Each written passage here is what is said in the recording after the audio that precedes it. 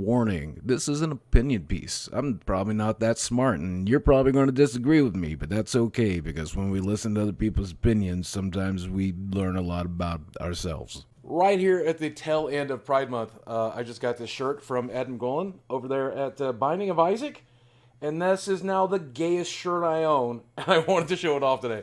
So thank you, Ed.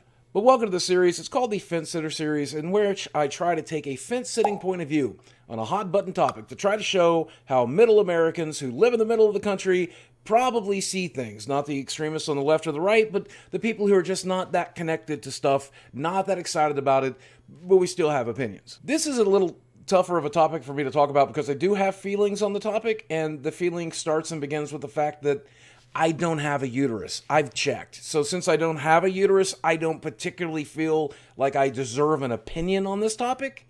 But whatever, let's give it anyway. Obviously, this video is about the fact that on Friday, the Supreme Court reversed its decision that they made 50 years ago on Roe versus Wade, basically kicking the decision about abortions back to states' rights, saying it's not necessarily constitutional for women to have access to abortion. And over the weekend, we saw Americans' reaction to this. It looks like the majority of people disagree with the Supreme Court's decision. We've seen a lot of protests.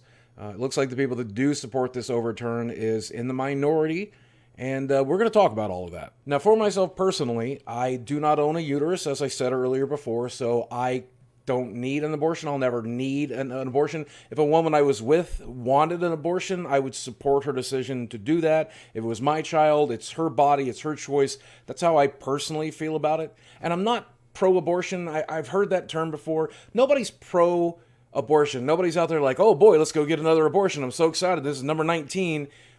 Abortion is just, unfortunately, a sad reality of existing. Sometimes it has to happen, and it sucks, but sometimes it does. The good news is there's still going to be access to abortion in the country. It's just going to be severely limited by over half of the states. And this is one of the biggest issues I have with this whole thing, kicking it back to states' rights. I mean, the Constitution, the laws, all this stuff. I'm no lawyer. I don't really understand it. I don't really get it. I just know that I live in Arkansas, which is just one of the dumbest fucking states in the world, okay? Sarah Huckabee is from here. Asa Hutchinson's from here, okay?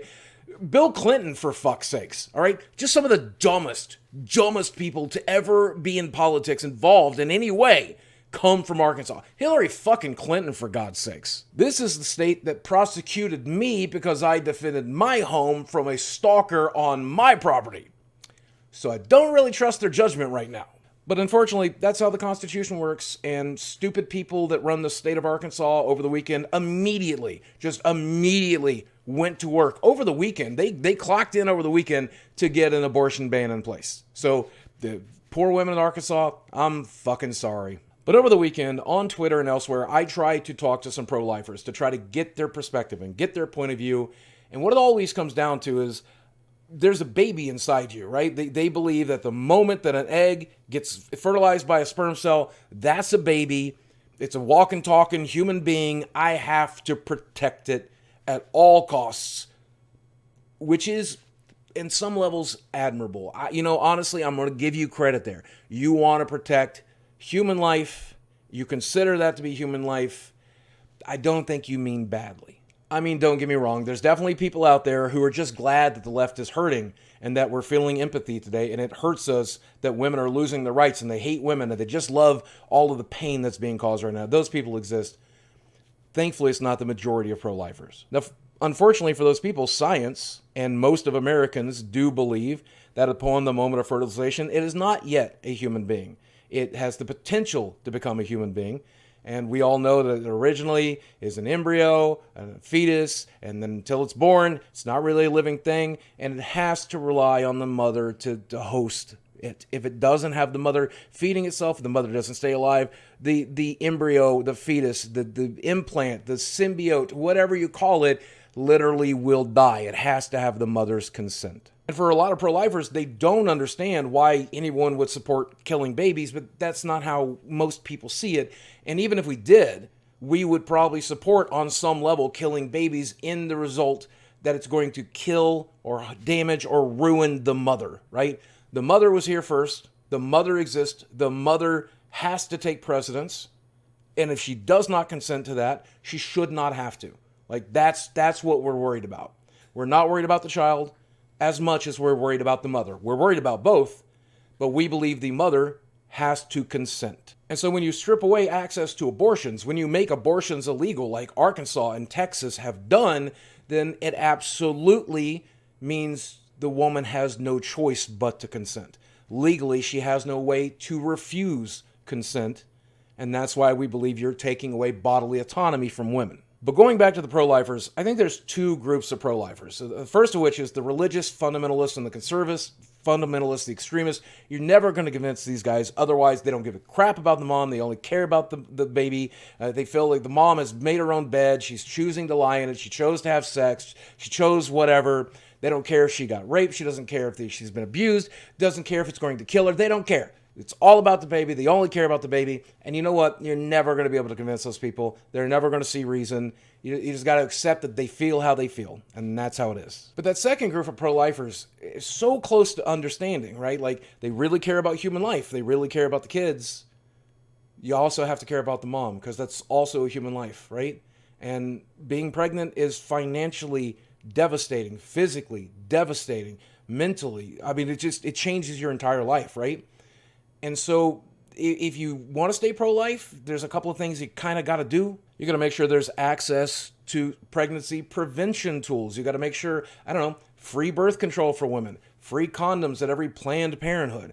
Make sure that we teach not just abstinence, but safe sex as well. Take away a lot of the burdens that giving birth to a child can make. Make sure there's financial and social help for these kids. I mean, if you want to save these babies, it's going to come down to you paying more taxes to save them. That's just the reality. If you are pro-life, you need to be pro-affordable education, pro-affordable health care, pro-affordable daycare. You need to be ready to bring that child into the world and make sure they live positive lives. You need to forego having children yourself and adopting the children that you want to be born. And you're going to have to spend your time treating your community like a village and take care of those children that are now coming into the world to unprepared, unfit, and unwanting parents. And could you imagine if that was the direction America went in here, right? Like, we take away the right to easy access to abortions, but we instead replace it with healthcare and medical care and education and paid maternity and paternity leave and do everything we can as a community to raise these children and create a crop of happy, healthy human Americans. Wouldn't that be holy shit? I mean, that's the silver lining to all of this. Maybe that's the direction we will go in. And all it cost was, half of the human species losing their right to bodily autonomy. But the thing that scares a lot of people, and I hope scares you, is the fact that there are some Republicans who are calling out to undo a lot of other decisions the Supreme Court made, including Plessy versus Ferguson, which was, the whole segregation thing about 70 years ago. You might think this is an isolated case. You might hope that this is an isolated case, but according to Clarence Thomas, it is absolutely not an isolated case. Justice Thomas, who just made the decision, right, a very pro-life decision, also says he wants to take away the right to contraceptives. That's what? You want to make sure women have to carry to term, but you want to make it more difficult for them to keep from getting pregnant? What is your end goal then? Personally, I think the end goal is just make more wage slaves, make more Americans, put them to work. I genuinely think that's it. I think that's everything that's going on here. It's a little confusing that they also want to attack same-sex marriage, but I guess gay people don't have kids, so maybe that's what they're thinking. I genuinely don't know what the fuck these monsters are doing. The good news is there's always going to be states that allow abortions, and rich women, I guess, and women who have the money can afford to travel to those places. The women who are already considering abortion because they know they can't afford to raise their children might be able to find the money. An Arkansan woman might be able to make it all the way to California. Maybe not. Maybe she'll just be forced to have the kid. That's the dark reality, but that's the reality we live in now. And some states, including Arkansas, is looking to pass laws that make it illegal for you to travel out of the state to get an abortion. When you come back, they'll do to you what they did to me, which is prosecute you unfairly and try to ruin your life. But hey, you know what? That's Arkansas for you. States' rights. But speaking of dark realities, as a person who, if I had a uterus, I would be pro-choice, let me say that obviously, and of course, to all the zygotes and embryos and potential humans that have been lost throughout the years due to abortion, of course my heart breaks. It genuinely does. I hate it. I hate it. It's a dark, dark part of our reality. But my focus is on, and will always be on, the sisters, the daughters, the mothers, the aunts, the women who have to give birth, the women that have to carry that burden and that child to term and then maybe give it away or spend the next rest of their lives raising that child. And it's tough. It's tough. Ask any parent. Shit ain't easy. It's rewarding, but it ain't easy, and it ain't for everyone. No matter what side of this debate you land on, let's focus on one thing. Let's take away some of that burden. Let's work on that education. Let's work on that healthcare. Let's work on our society. Let's work on that infrastructure. Let's work on taxing the rich and using that money to make this country great again. Wouldn't that be cool? Now, as usual, this is just one fence-siding man's opinion. I know it's going to piss off everyone, as it always does. I know that I could be wrong, and if I am wrong, you're going to tell me in the comments section below. Tell me how you feel. Tell me what your opinion is. Tell me what you think the solution and the right move going forward is. I'm so curious to hear it. I'm not that intelligent. I need other people to help me understand the world, so I'm asking you to help me. Guys, as always, thanks for watching. I love you very much, and I will speak with you again soon. And the women out there who are frightened, scared, and angry, know we love you.